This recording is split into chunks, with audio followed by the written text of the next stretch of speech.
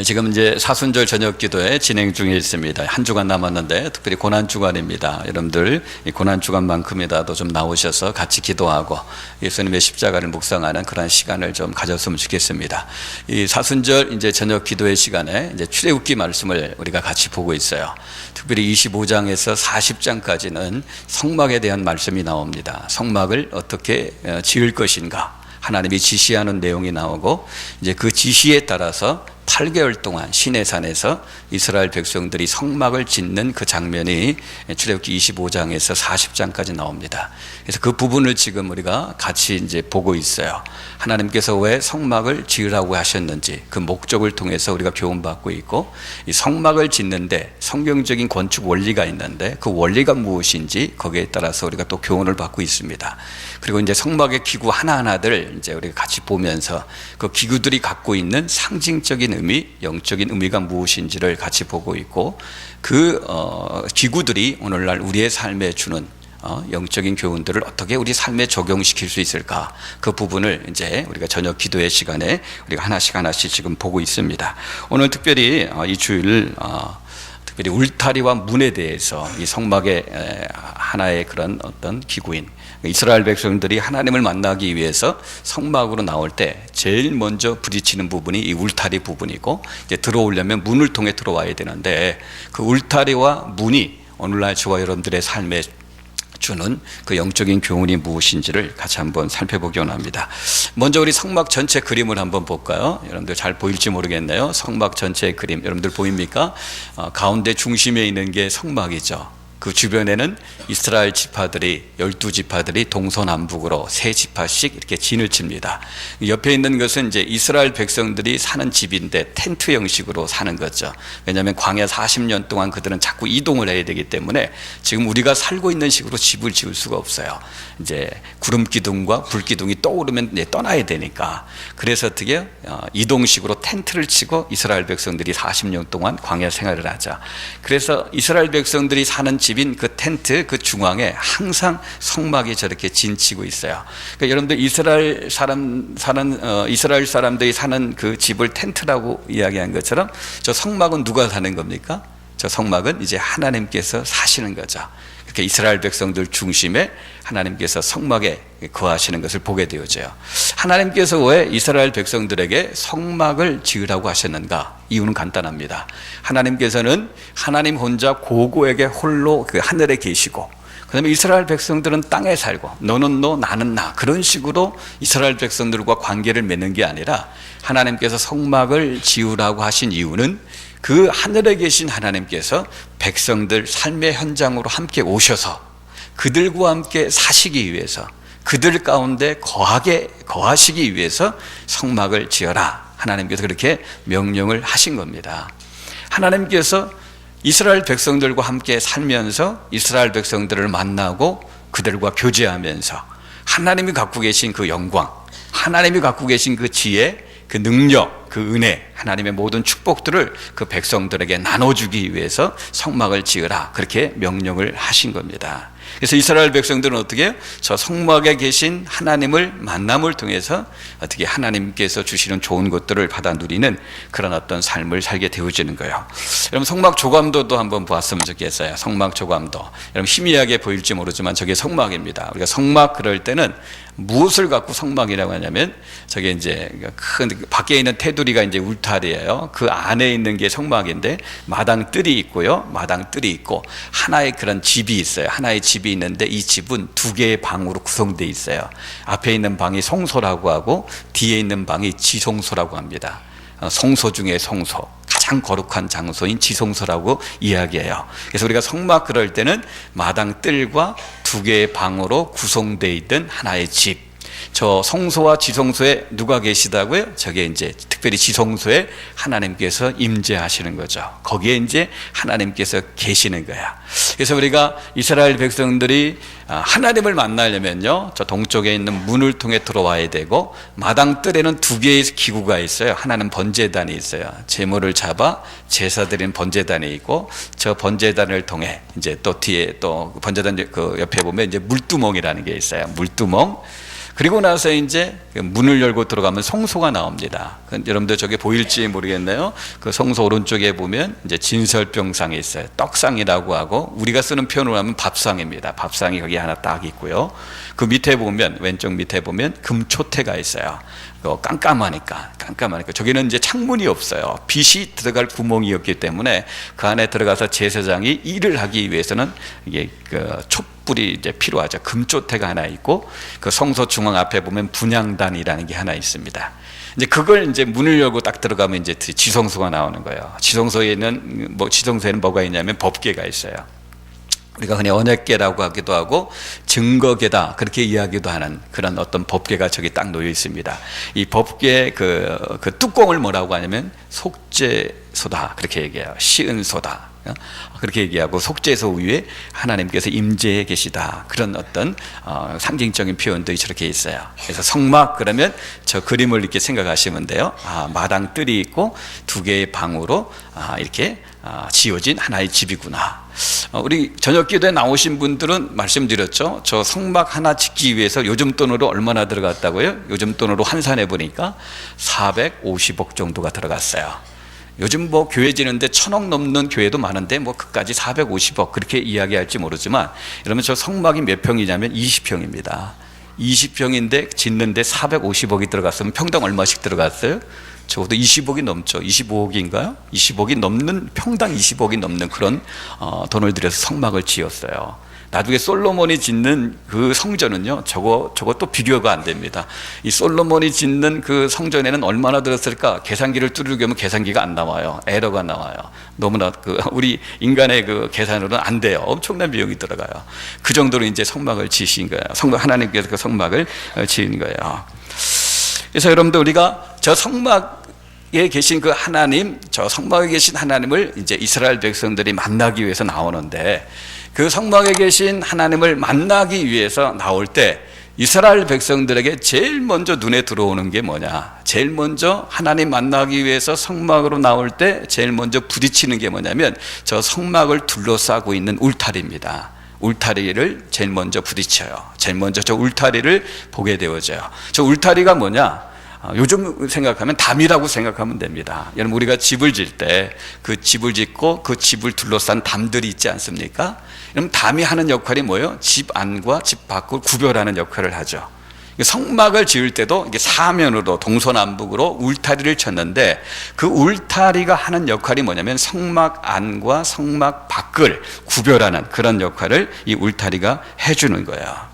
그럼 저 울타리가 어떻게 만들어지는지 개략적인 설명을 먼저 오늘 읽었던 본문의 말씀을 다시 한번 봤으면 좋겠어요. 9절에 보니까요, 울타리가 어떻게 만들어집니까? 남쪽으로 100규빗 되는 세모포 휘장을 치다 그렇게 말씀하시죠. 그러니까 남쪽으로 몇 규빗이요? 100규빗 되는. 이 100규빗이 요즘 어떤 단위로 이렇게 환산하면 몇 미터가 되느냐? 여러분들 성경에서 나오는 그 한 규빗은요, 여기 이 손가락 끝에서 이 팔꿈치까지 길입니다. 이 손가락 끝에서 팔꿈치까지 길이가 한 규빗이에요. 그래서 보통 짧은 사람은 45cm, 긴 사람은 한 60cm 됩니다. 그래가지고 보통 우리가 계산할 때는 이렇게 45에서 60이지만 보통 계산할 때는 50cm로 이제 평균 내에서 계산을 해요. 그럼 여러분들 100규빗이면 남쪽으로 100규빗 되는 길이면 곱하기 50 하면 얼마나 됩니까? 100규빗 곱하기 50 그러면 50cm니까 곱하면 어떻게 돼요? 50m가 되는 거예요. 남쪽으로 이제 50m가 되는 겁니다. 그리고 이 북쪽도 그러면 남쪽과 같은 방향에 있는 반대편에 있는 북쪽도 당연히 몇 미터가 되겠어요? 50m가 되는 거죠. 그 10절 한번 보세요. 이제 울타리를 이제 치려고 하면 이제 휘장을 이렇게 어떻게 해요? 쭉 연결을 해야 되는데 그 휘장을 지탱해 주는 기둥이 필요하죠. 그래서 그 기둥이 몇 개라고 합니까? 10절 보니까 남쪽에는 기둥이 몇 개예요? 20개다. 그렇죠. 기둥이 20개가 있어야 된다. 그리고 기둥의 받침은 뭘로 만들었습니까? 노수로 만들고 또 기둥의 머리는 은으로 만들어라 그렇게 얘기합니다. 그리고 기둥과 기둥 사이를 연결하려면 가름대가 필요합니다. 그 기둥 그 연결고리가 있고 그 연결고리를 통해서 가름대를 쭉 넣어야지 이 기둥들이 딱 이렇게 연결돼서 아주 튼튼하게 받쳐줄 수 있거든요. 그래서 가름대가 필요하고 또 가름대 연결고리가 있어야 되는 거예요. 이 가름대나 연결고리는 뭘로 만들려고 합니까? 이제 은으로 만들어라 그렇게 얘기하죠. 11절은 이제 북쪽에 있는 울타리 얘기하는데 남쪽과 똑같습니다. 반대편이니까 같을 수밖에 없죠. 그리고 이제 12절과 13절 보면 이제 서쪽과 동쪽에 있는 또 울타리를 말합니다. 그럼 서쪽 울타리 길이는 어떻게 돼요? 50규빗이다 그래요. 서쪽은 50규빗. 곱하기 이제 50 하면 약 25m 되는 거죠. 그러니까 남쪽과 북쪽에 딱 절반 정도 되는 거예요. 그러니까 길이가 반이니까 기둥도 어떻게 해요? 반이 되겠죠. 남쪽에는 기둥 20개가 필요하다면 이제 동쪽과 서쪽에는 이제 기둥이 10개가 필요해요. 재료는 똑같습니다. 기둥의 그 밑받침은 노스로 하고 머리는 어떻게 해요? 은으로 하고 가름대와 연결고리는 다 은으로 하라. 그렇게 이야기하고, 그다음에 동쪽은 특이한 면이 있는데 동쪽에는 문이 있습니다. 이 성막으로 들어가는 문이 있기 때문에 이 동쪽 이 양쪽 끝에서 15규빗씩 이렇게 온 곳에 한 20규빗 되는 그런 문을 만들어 놓습니다. 20규빗 되는, 요즘 곱하기 하면 한 10m 되겠죠. 그런 문을 만들어 놔요. 16절 보면 그 동쪽에 있는 문은요, 청색, 자색, 홍색, 흰색 실로 수놓아 만들고 그 문에는 기둥이 4개가 있다는 것을 이렇게 이야기하고 있어요. 기둥 받침은 재료가 다 똑같고요, 은도 다 똑같습니다. 그러면서 이제 18절 보면 이제 전체적으로 다시 한번 설명을 합니다. 울타리가 어떤 것인지 전체적으로 다시 한번 설명하는데, 남북으로는 100규빗 50m, 동서는 이제 50규빗 25m가 되고, 높이는 어떻게 해요? 5규빗. 그것도 곱하기 50 하면 어떻게 돼요? 2.5m가 되는 거죠. 그러니까 여러분들 2.5m, 그러니까 사람들이 그 성막에 딱 오면요, 그 안을 들여다볼 수가 없어요. 2.5m 되니까 자기 키가 뭐 2m 50이 넘으면 얼마든지 안을 볼 수 있지만 2m 50 되는 사람 없잖아요. 그러니까 밖에서 딱 올 때는 성막 안이 안 들여 보입니다. 그러니까 높이가 이제 2.5m. 기둥은 남북으로 20개 다 노수로 만들고 머리는 은으로 만들고, 동서는 기둥 10개씩. 재료는 마치 받침은 어떻게 노수로 만들고 머리는 은으로 만들고 가름대와 연결고리는 다 은으로 만들어라. 그렇게 지금 말씀하고 있어요. 그럼 이렇게 설명을 한번 대략적으로 들었는데 그림을 한번 봅시다. 그림을 한번 보면 더 쉽게 울타리가 어떻게 생겼고 또 기둥이 또 어떻게 생겼는지 이해가 될 것 같아요. 그림이 저기 보입니까? 성막 주위에 하얗게 쳐진 거 있죠? 동서남북으로. 저게 뭡니까? 저게 울타리입니다. 기둥도 이렇게 보이죠? 기둥도 이렇게 쭉 남과 북으로는 20개씩.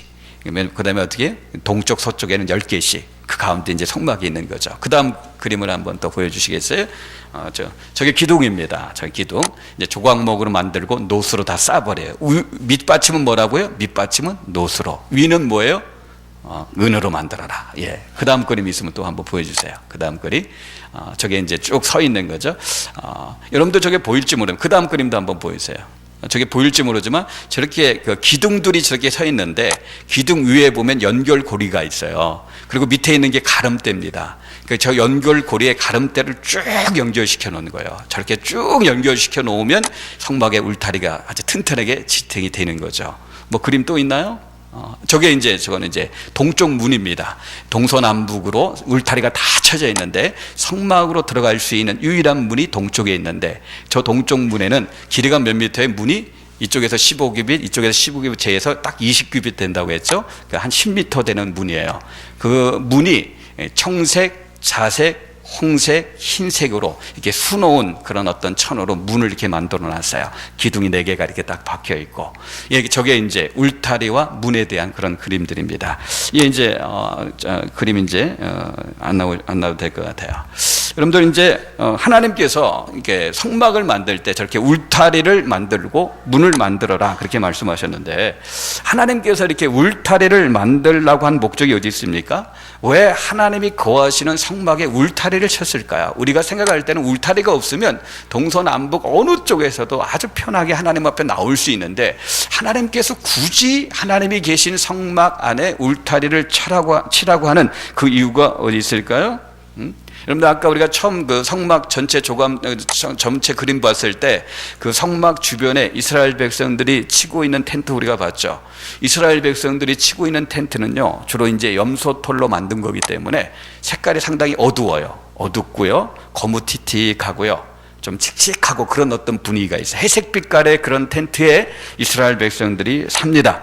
그러나 하나님이 거하시는 그 성막은요, 그 울타리가 무슨 색깔로 되어 있냐면 하얀, 아주 새하얀 그런 세마포, 그런 천으로 이렇게 되어져 있어요.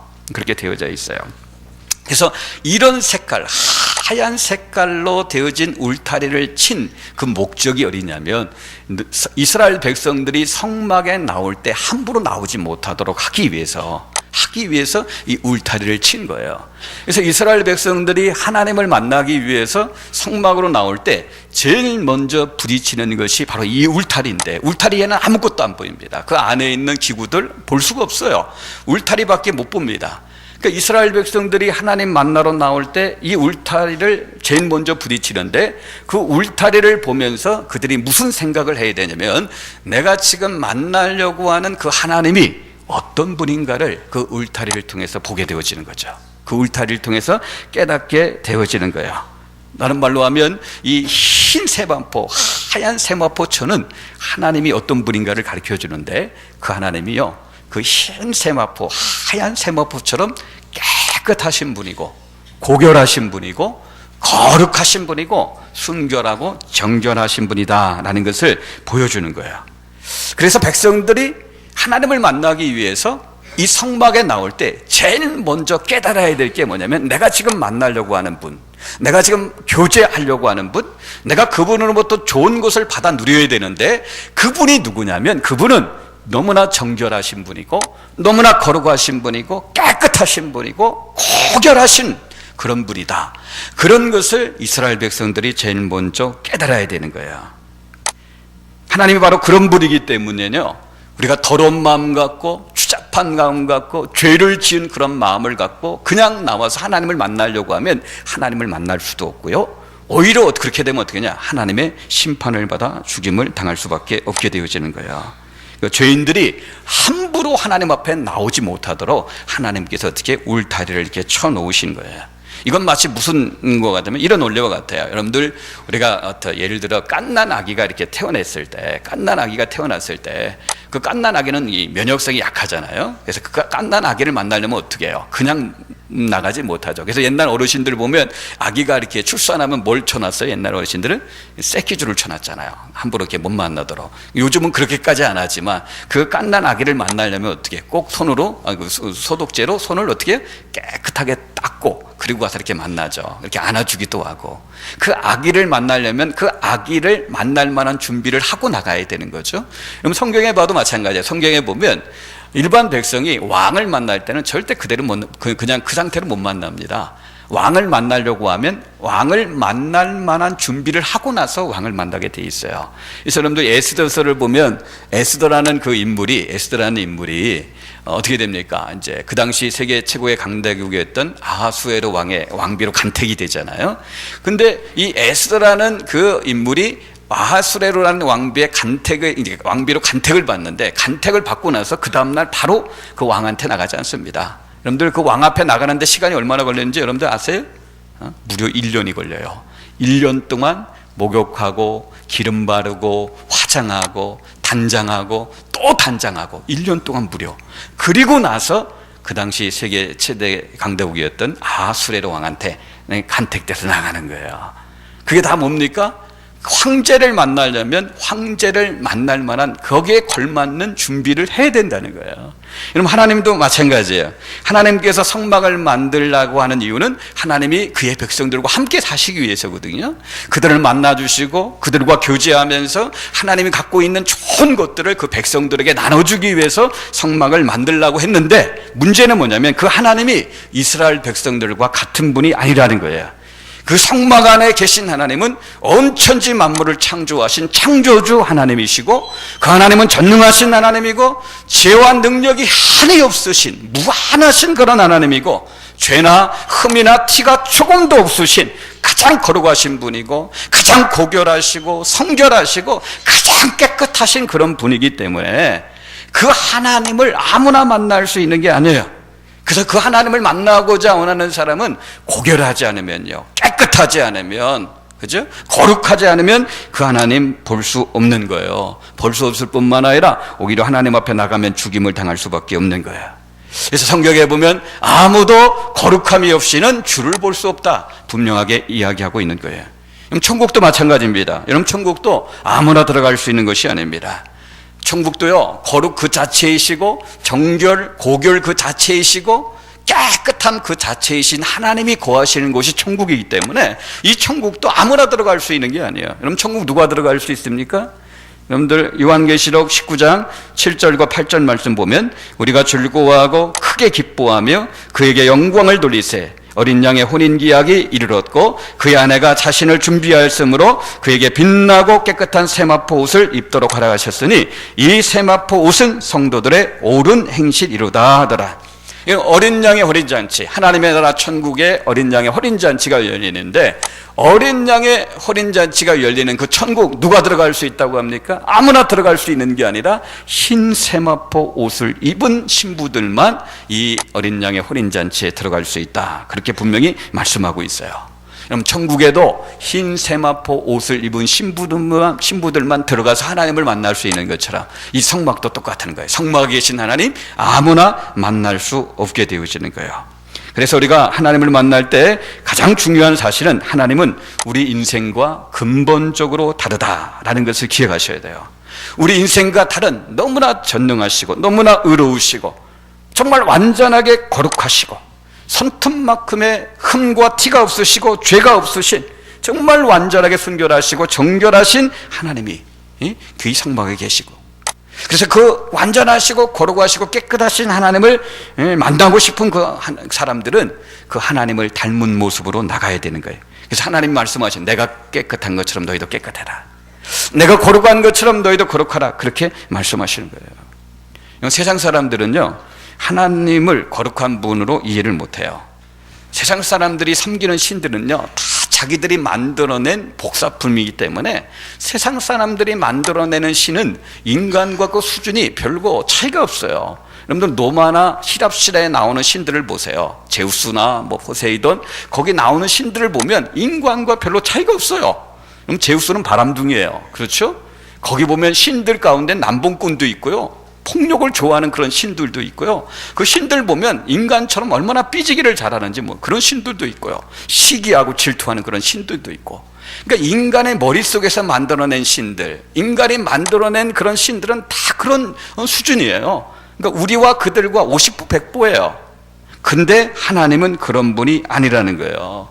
이 성막의 울타리를 통해 가르쳐주는 교훈은 하나님은 너무나 거룩하신 분이고 너무나 정결하시고 고결하시고 순결하신 분이기 때문에 하나님을 만나기 원하는 그 사람들이 정말 이 하나님을 만나기 원한다면, 그리고 이 하나님으로부터 사랑을 잊고 은혜를 잊고 하나님의 축복을 누리기 원한다면, 이분의 다스림과 통치를 받고 인도를 받기 원한다면 이 하나님이 거룩한 것처럼 너희들도 거룩해야 된다, 이 교훈을 울타리가 우리에게 지금 주고 있는 거예요. 우리 어렸을 때 읽었던 동화 중에 알리바이와 그 40인의 도둑이 있지 않습니까? 그럼 그런 식으로 생각하면 안 돼요. 그 보석에 있는 그 동굴 문을 여는 사람이 어떤 사람이 열어요? 뭐만 알면 돼요? 주문만 알면 돼요. 그 사람이 도둑놈이건 깡패건 상관하지 않아요. 그죠? 더럽던 불결하던 그 사람이 착한 사람이든 선한 사람이든 상관하지 않아요. 그냥 주문만 외우면 돼요. 도둑놈이고 나쁜 사람일지라도 주문만 외우면 열려지는 거예요. 아무리 선하고 아무리 정결한다 할지라도 주문을 모르면 어떻게 열려지지 않는 거예요. 여러분, 하나님을 그런 식으로 생각하면 안 돼요. 마치 내가 더럽건 추하건 지저분하건 죄를 짓고 죄를 회개하지 않고 그런 상태에 있든 그냥 내가 하나님을 만날 수 있는 뭔가 특별한 주문만 외우면, 특별한 방법만 내가 개발해서 그 방법을 갖고 내가 하나님 앞에 나가면 내가 하나님을 만날 수 있다. 그거 착각입니다. 절대 하나님 만날 수 없어요. 성경은 시정일관 거룩하신 하나님, 순결하신 하나님을 만나려면 우리도 거룩하고 깨끗해야 된다, 분명하게 말씀하고 있습니다.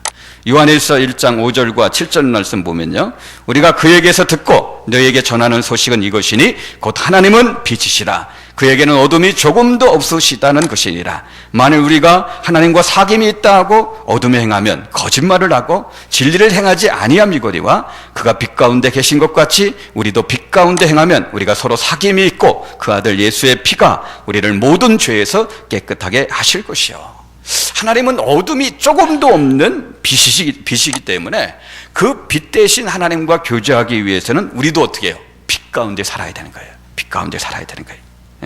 만약 우리가 삶을 어둠 가운데 살면서 막 죄를 짓고 살고 죄를 짓고 회개하지도 않고 그러면서 그렇게 삶을 살아가면서 난 지금 하나님 만나고 있어. 예배 드리니까. 난 지금 예배 드리니까 하나님 만나고 있고 나 지금 하나님과 교제하고 있어. 그렇게 이야기한다면요, 자기가 하나님을 만나고 있다고 생각할지 모르지만 실제로 자기가 하나님을 만났다고 이야기할지 모르지만 그 하나님은 성경에서 말하는 하나님이 아닙니다. 성경에서 말씀하고 있는 거룩하고 정결하고 순결한 그 하나님이 아니에요. 죄 가운데 사는 사람들, 더럽게 지저분하게 인생을 살아가는 사람들,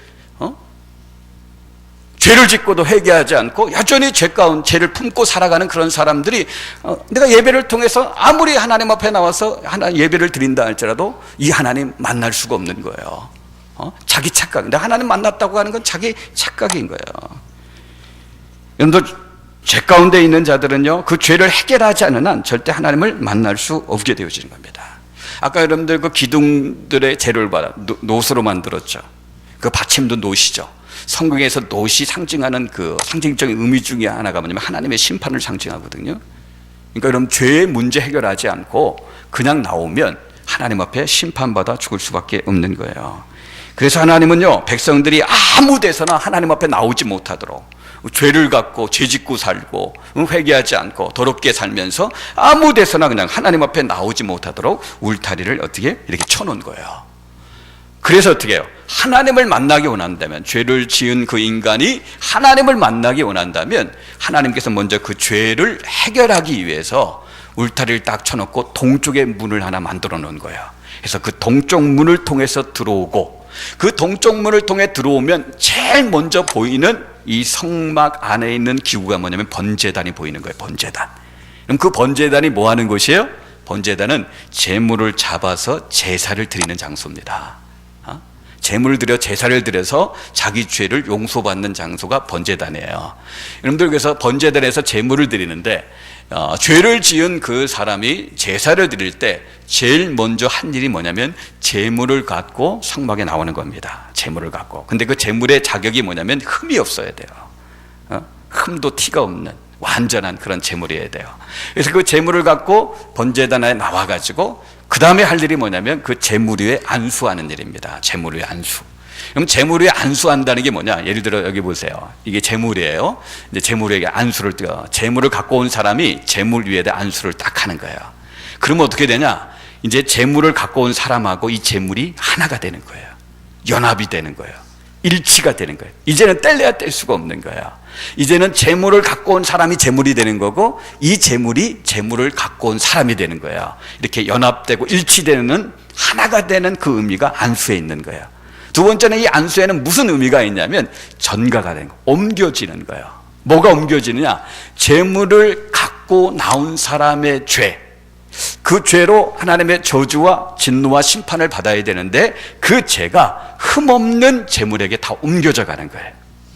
그리고 또 하나 무엇이 또 옮겨지느냐? 이 제물의 흠없음, 이 제물의 흠없음이 제물을 갖고 나온 사람에게 옮겨지는 거예요. 이 안수를 통해서 상호 교환이 이루어지는 거예요. 제물을 갖고 나오는 사람의 죄는 이 제물에게 옮겨지고, 그 제물에 흠 없는 것은 제물을 갖고 나온 사람에게 옮겨져 가지고, 제물은 옮겨진 그 죄 때문에 저주와 진노와 심판을 받아서 피 흘려 불태워서 죽임을 당하는 거고, 제물을 갖고 나온 사람은 그 제물의 흠 없음이 자기에게 옮겨졌기 때문에 하나님 앞에 용서를 받고 하나님 앞에 나갈 수 있는 그런 길이 열려지는 거예요. 하나님을 만나고 하나님을 교제하는 그런 길이 어떻게 열려지게 되어지는 거예요. 여러분, 그것이 어디에서 이루어집니까? 그 번제단과 번제단에 올려진 제물이 상징한 게 예수님의 십자가다라는 말씀을 드렸죠. 예수님의 십자가. 십자가에서 그 일이 이루어지는 거예요. 여러분들, 우리가 예수님을 믿는다 그럴 때 그 믿는 것은 뭘 말하냐면, 예수님을 믿는다라고 했을 때 그 믿는 것은 무슨 행위와 같냐면 우리가 예수님에게 안수하는 행위와 똑같은 거예요. 아니, 감히 우리가 어떻게 예수님에게 안수할까? 그런 생각이 들지 모르지만 우리가 예수님을 믿으면 우리가 예수님에게 안수하는 것과 똑같은 거예요. 그럼 그때 어떻게 돼요? 예수님과 나하고 하나가 되어지는 거예요. 예수님과 나가 일치가 되어지는 거예요. 연합이 되어지고 뗄래야 뗄 수 없는 관계가 되는 거예요. 그리고 나서 어떻게 해요? 내 모든 죄가 그 제물 되시는 예수님에게 다 옮겨져 가는 거예요. 그리고 하나님의 말씀을 100% 완전하게 순종하셨던 그 예수님의 그 의가, 그 흠없음이 나에게 옮겨져 오는 거예요. 그래서 예수님은 옮겨진 내 죄 때문에 대신 하나님의 저주와 진노와 심판을 받아 십자가에서 살찢고 피 흘려 죽으시는 거고, 그리고 어떻게 해요? 우리에게 옮겨진 예수님의 흠없음, 예수님의 그 은혜, 완전하신 거룩하심 때문에 우리는 이제 하나님 앞으로 담대히 나가서 하나님을 만나고 하나님을 교제할 수 있는 그런 자녀들로 바꾸어지는 그런 놀라운 역사가 십자가 위에서 이루어지게 되어지는 것이죠. 그래서 하나님께서 어떻게 울타리를 쳐놓고 죄 짓는 그런 모습으로는 절대 하나님 만날 수 없으니까 동쪽 문을 통해서 들어와라, 그리고 번제단에서 제사를 드려라, 하나님 그렇게 말씀하시는 거예요. 그래서 여러분들, 이 울타리는 그런 것을 상징한다면 동쪽에 있는 그 문은 자연스럽게 이제 뭘 상징하는 겁니까? 여러분, 하나님을 만나기 위해서 우리가 성막에 갈 때 성막으로 들어갈 수 있는 문은 동쪽에 문 하나밖에 없어요. 우리가 생각할 때 참 불편하죠. 그럼 이스라엘 백성들, 우리 교회도 그렇죠. 교회가 이 규모가 이 정도인데도 문 2개 있는 거 불편하잖아요. 나갈 때 보면 막 좁아서 막 나가려면 불편하잖아요. 근데 이 정도 규모가 아니라 이스라엘 백성들이 200만 명, 적게는 200만 명, 300만 명인데 그들이 하나님 만나러 나오는데 이왕이면 좀 편하게 동서남북으로 문을 다 이렇게 만들어 가지고, 여러분도 50m 된다면 문 한 적어도 한 20개 정도 만들 수 있지 않겠어요? 그게 문을 좀 동서남북으로 한 몇 개, 한 몇십 개 만들어가지고 동서남북에서 아무 쪽으로 좀 들어올 수 있도록 하나님이 해주시면 얼마나 편하겠습니까? 그런데 200만 명, 300만 명이 넘는 그 이스라엘 백성들이 하나님 앞에 나오는 그 성막문은 동쪽에 딱 하나밖에 안 만들어 놓으셨어요. 그래서 하나님을 만나려면 그 동쪽에 있는 문 하나를 통해서만 들어가야 되는 거예요. 그 의미가 뭡니까? 우리가 자주 그런 소리 들어요. 우리가 세상 사람들로부터 그런 소리를 자꾸 듣죠. 종교다원주의, 상대주의 시대를 살아가는 우리들에게 자꾸 이런 소리가 들리죠. 산 정상은 하나일지 모르지만 그 산 정상에 올라가는 길은 여러 가지 길이 있다, 그렇게 얘기해요. 그러면서 이 말은 맞긴 맞아요. 근데 이걸 어디까지 비약을 시키냐면, 마찬가지도 하나님은 한 분이신데 그 하나님을 만나는 길은 여러 가지 길이 있다, 그런 얘기를 해요. 제가 하는 얘기가 아니라 세상에 있는 사람들, 잘못된 사람들이 그런 얘기를 해요. 불교를 통해서, 부처를 통해서도 어떻게 해요? 하나님을 만날 수도 있고, 무당이나 점치는 사람을 통해서도 하나님을 만날 수도 있고, 공자를 통해서도 하나님 만나고, 맹자를 통해서 하나님 만나고, 마호멧, 이슬람교를 통해서도 하나님을 만날 수 있다. 산 정상은 하나지만 정상으로 가는 길이 여러 가지 길이 있는 것처럼 하나님은 한 분이지만 그 한 분 대신 하나님을 만나는 길은 여러 가지가 있다. 이런 잘못되고 엉뚱한 그런 이야기를 하는 사람들이 많은데, 이러면 하나님을 만날 수 있기 위해서는 동쪽 문 하나를 통해서 들어가는 것처럼 성경은 아주 분명하게 이야기해요. 산 정상에 올라가는 길은 여러 가지 길이 있을지 모르지만 살아계신 하나님, 거룩하시고 고결하시고 정결하시고 순수하신 그 하나님을 만나는 길은 한 가지 길밖에 없어요. 성경은 너무나 분명하게 하나님을 만날 수 있는 길은 한 가지 길밖에 없다, 그렇게 말씀하고 있어요. 그래서 예수님께서도 요한복음 14장 6절에 보면 예수께서 이르시되 내가 곧 길이요 진리요 생명이니 나로 말미암지 않고는 아버지께 올 자가 없다, 그렇게 말씀해요. 아버지가 누굽니까? 하나님이에요. 예수님을 통하지 않고는 어느 누구도 아버지 앞에, 하나님 앞에 나올 수 없는 거예요. 내가 곧 길이라고 했어요. 그 길은요, 여러 가지 하나님을 만나는 여러 개의 길이 있는데 그 중에 하나의 길이 아니에요. 그 길은요, 바로 그 길, 유일한 길이라는 거예요. 영어로 only. 하나님을 만날 수 있는 유일한 길, 오직 한 길, 그 길이 누굽니까? 그 길이 예수님인 거예요. 그래서 예수님도 자신을 가리켜서 문이라고 말씀하십니다. 요한복음 10장 7절과 8절 9절 말씀 보면요, 그러므로 예수께서 다시 이르시되 내가 진실로 진실로 너에게 말하오니 나는 양의 문이라. 나보다 먼저 온 자는 다 절도요 강도니 양들이 듣지 아니하였느니라. 내가 문이니 누구든지 나로 말미암아 들어가면 구원을 받고 또는 들어가며 나오며 꼴을 얻으리라. 예수님께서는 우리 인생을 양으로 이렇게 비유하시면서 양들이 들어가면서 나가면서 꼴을 먹고 목자의 그런 돌봄을 받기 위해서는 반드시 양의 문을 통해서 들어가야 되는데, 그 양의 문이 누구라고 합니까? 내가 곧 양의 문이다. 나를 통하여 들어오지 않는 자들은 다 절도고 도둑이다. 그 절도와 도둑이 누굽니까? 그 다음 10절에 나오는 것처럼 도적이 오는 것은 우리를 죽이고 멸망시키러 왔다고 했죠. 그 예수님을 통하지 않고 하나님을 만나려고 하는 것은 다 마귀의 그런 장난이라는 거예요. 귀신의 그런 장난이라는 거예요.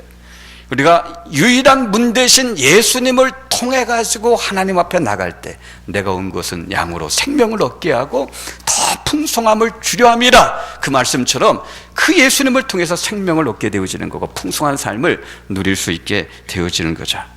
사도 베드로도 사도행전 4장 11절과 12절 보면 이 예수는 너희의 건축자들의 버린 돌로서 집 모퉁이의 머릿돌이 되었느니라. 다른 이로서는 구원을 받을 수 없나니 천하 사람 중에 구원을 받을 만한 다른 이름을 우리에게 주신 일이 없음이라 하였더라. 다른 이름으로는 구원받을 수 없어요. 다른 이름으로는 하나님 만날 수 없고 하나님 앞에 나갈 수 없어요. 오직 예수 그리스도, 이 이름으로만 우리가 하나님을 만날 수 있는 거고 하나님 앞에 나가서 하나님으로부터 좋은 것을 받아 누리게 되어지는 거죠. 그러므로 정말 저와 여러분들이 하나님을 만나기를 원하고 하나님과 만나 하나님과 교제하면서 하나님이 모든 좋은 것의 근원 되신 하나님인데, 기쁨의 근원 되시고 행복의 근원 되시고 정말 복의 근원 되시고 평안과 이 세상의 모든 좋은 것들의 근원 되신 하나님인데, 그 하나님으로부터 좋은 것을 받아 누리기 원한다면 예수님을 믿어야 되는 거고 그 예수님을 통해서 하나님 앞에 나가야 되는 거예요.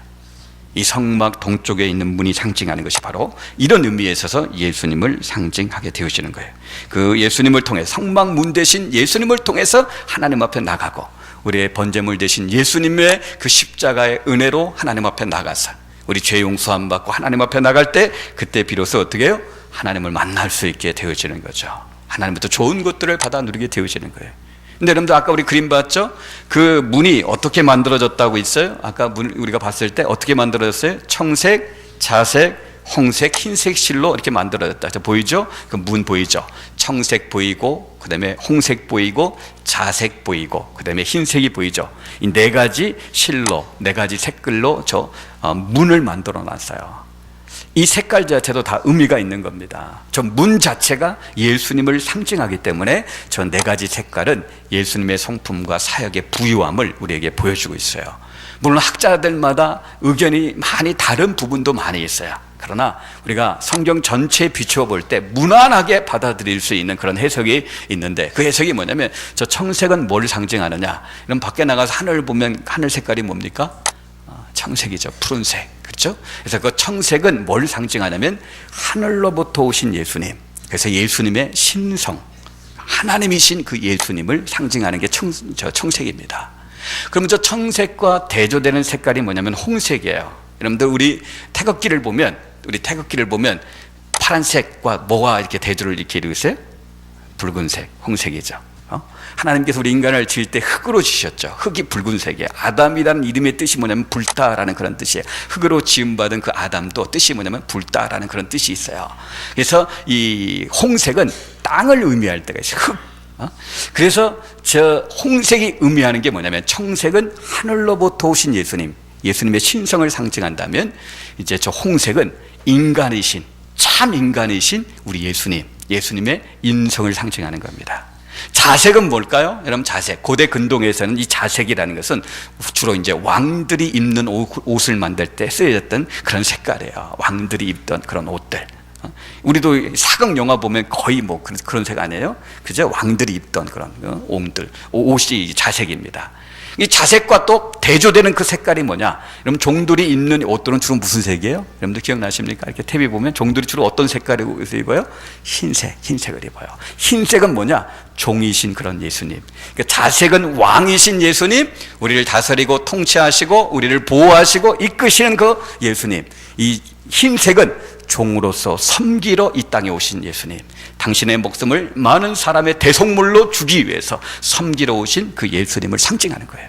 그래서 저 문 자체가 예수님을 상징하는데 저기에 청색, 자색, 홍색 이렇게 흰색이 있는 것은 그 예수님이 어떤 분이냐? 그분은 하나님이신 예수님이고, 그분은 우리와 똑같은 인간의 몸을 입고 이 땅에 오신 참 인간이신 예수님이고, 그러면서 그분은 왕이신 예수님이어서 우리의 인생을 통치하시고 다스리시고 인도하시고 보호하실 그런 예수님이고, 그리고 우리를 섬기기 위해서 당신의 목숨을 대속물로 주면서까지 우리를 섬기러 이 땅에 오신 종이신 그런 예수님이다 라는 것을 저 문 자체가 보여주는 거예요.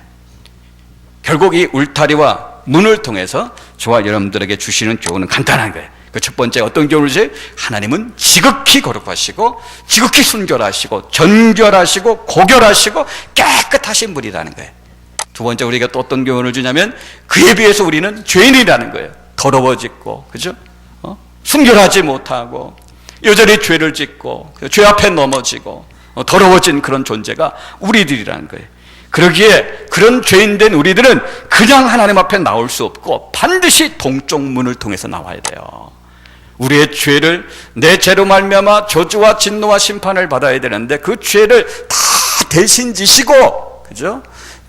십자가에서 제물되어 주신 그 예수님, 그 예수님을 기억하면서 동쪽 문을 통해서 번제단을 통과해가지고 우리가 하나님 앞에 나올 때 비로소 우리가 어떻게 우리 죄 용서함 받고 예수님의 의와 그 흠없음이 우리에게 입혀져서 하나님을 만나 교제하는 거고 그 하나님으로부터 좋은 것들을 받아 누리는 그런 어떤 축복을 저와 여러분들이 누리게 되어지는 겁니다. 그럼 축복합니다.